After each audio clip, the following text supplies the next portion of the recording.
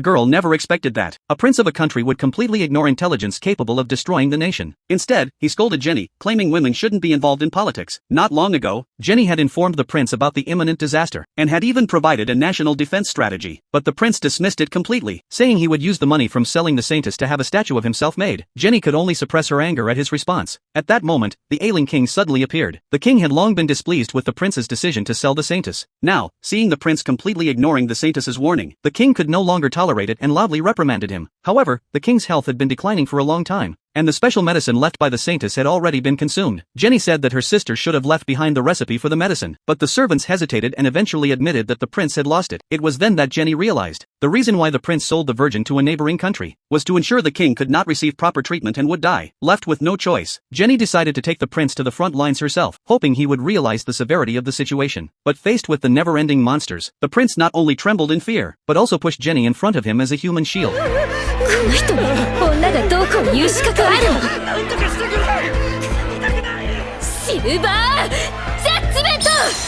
After experiencing the brutal reality of the battlefield, the prince made an absurd decision. He wrote a letter asking to have the already sold Saintess returned. Naturally, this request was rejected by the neighboring country. Soon after, the Saintess received a letter from her sister, detailing the prince's series of schemes. What surprised the Saintess even more was that her usually gentle and non-harming sister had now made the decision to remove the prince from the political stage. Meanwhile, the prince was still trying to figure out how to retrieve the Saintess. His life had always been smooth sailing, and he hadn't realized that he was living in a world of false praise. That was, until the Saintess appeared before him. Her perfection made him feel an overwhelming sense of inferiority. That's one of the reasons why he sold the Holy Virgin. At that moment, a minister suddenly appeared, seemingly noticing the prince's desire for power. He told the prince that beneath the kingdom, there was a ring that could seal the Saintess's powers. If the seal was broken, the prince would gain immense strength. The temptation was too great, and the prince immersed himself in excitement, completely ignoring the strange, sinister glow in the minister's eyes.